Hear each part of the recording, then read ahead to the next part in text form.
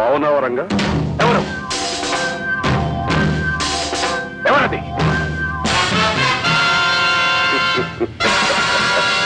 నేనే రంగా. కోటి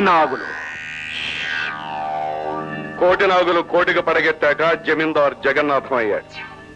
ఆ పాత పేరు మర్చిపో. గతాన్ని మర్చిపోతున్న నన్ను ఎందుకు తీసుకొచ్చావు?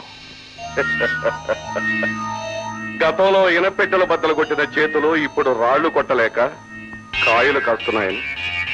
నీతో చేతులు కలిపి జైలుకి వెళ్ళిన నన్ను నువ్వు విడిపిస్తావని ఎదురు చూసి కళ్ళు కాయలు కాచాయి.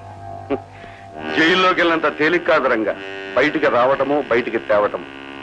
నీకు శిక్ష తగ్గించడానికి వేలకు వేలు ఖర్చు పెట్టాను. ఆ డబ్బుతో ప్లేడర్లు, సాక్షులు ఇల్లు కూడా కట్టించుకున్నారు. నీకు జైలే తగినని కోర్టు వారు తీర్పిచ్చారు. అప్పటి నుంచి నిన్ను తప్పించడానికి నేను వెయ్యని వేషం లేదు, చెయ్యని సాహసం లేదు. ఇప్పటికి నా ప్లాన్ ఫలించింది. నా రంగా నాకు దక్కాడు. నేనిప్పుడు దొంగతనాలు, దోపిడీలో మానవేశాను రంగా. జమీందారుని నమ్మించడానికి దాన ధర్మాలు చేస్తున్నాను. దేశ సౌభాగ్యాన్ని చీకట్లో అధిక లాభాలకు అమ్మటానికి స్మగ్లింగ్ చేస్తున్నాను. ఏం చేసినా, ఏం దోచినా ఎప్పటికప్పుడు నీ వంతు వాటా పక్కనే తీసి పెడుతున్నాను.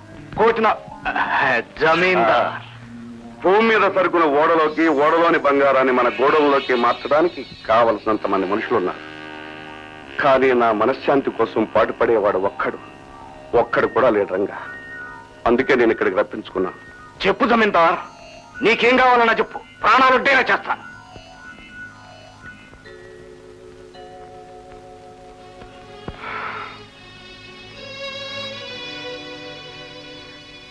ఆస్తి అంతస్తు పెంచుకుంటూ అడ్డొచ్చిన వాళ్ళని దారుణంగా నలిపేస్తూ ఈ జగన్నాథ రథం ముందుకు సాగిపోతూనే ఉంది.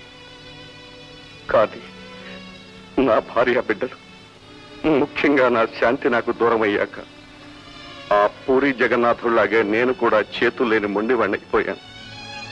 మొండిగానే బ్రతుకుతున్నాను రంగా.